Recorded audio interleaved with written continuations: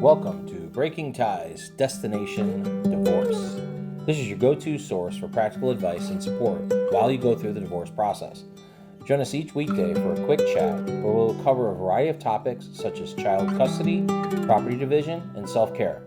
Together, we'll explore emotional, financial, and legal aspects of divorce and help you find the best path forward for you and your family. Here's your host and Certified Divorce Financial Analyst Professional, Mike Fulkerson.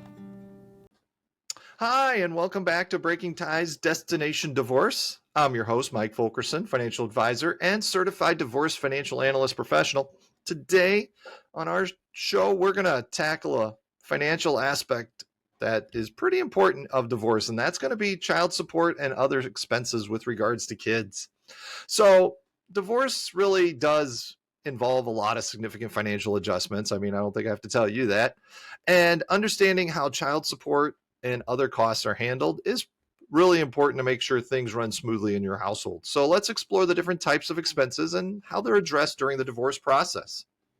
And we'll start with the big one, and that's child support. So child support really, is a regular financial payment, and it's made by one parent to another to help cover the cost of raising their shared children. And the purpose really is to ensure that children maintain a similar standard of living after the divorce and helps the custodial parent meets their needs on living expenses. How is it calculated? Well, child support really is typically calculated using a formula, and every state can be different, so you're going to want to check with your state. But most of them will look at these really straightforward pieces, and one is income of both parents. The higher earning parent generally contributes more. You got the number of children involved, and that's, the amount obviously is going to go up with more children. And then there's childcare costs. So any expenses for daycare or babysitting are factored in. Health insurance, of course, we got to make sure the kids are covered under health insurance. So the cost of the health insurance is also considered for the children. And then the custody arrangement, the amount may be adjusted based on the time each parent spends with the children themselves. So if you have more overnights, you might pay less in child support.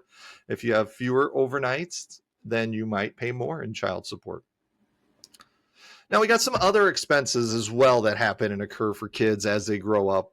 And then other pieces that are also looking out for the other spouse. I mean, spousal support or spousal maintenance is also taken into consideration with regards to how child support is structured and how it impacts spousal maintenance. You got things like other expenses for extracurricular activities and parts for kids, school stuff if they're in school still. And those parts are usually negotiated like outside of child support. So because they're going to vary, they're not locked in. So one parent is going to have to track it, and the other one's going to have to probably pitch in for a 50-50 split a lot of times on how that works. But you can negotiate your own percentage for those extracurricular activities and things the kids do that can be attributed to both parents. Now, open communication, transparency about finances is really important. And so when you're looking at putting numbers together, you want to be above board, because if you're not, then things get a little sticky. And then you're also going to want to document all these expenses and stuff so you can keep on top of who's owed what from a parent standpoint. And then also, if you're the receiving parent on the funds for child support, then you can also have a log of whether or not they're even paying. So let's not even talk about them not paying. That's a whole nother episode of the podcast. Now, got to be flexible though when you're doing the negotiations and stuff. Got to reach fair agreements with child support and other expenses, because it's just going to make things go a little easier. And then also some long-term planning, because child support will end at some point in time, and then hopefully your children are ready to go and start moving on and contributing to their own financial future. So it's pretty important really to understand child support when you do have kids and all the little pieces that come with it. A divorce attorney is a great resource for this information to make sure that it's fair and equitable between parties and such. So feel free to, reach out to a divorce attorney and get some input from them as well. Plus, you'll have some court documentation that has to take place that's got to be done a certain way. I want to thank you for joining me on this episode of Breaking Ties. Should you have any questions, let me know. Leave a comment.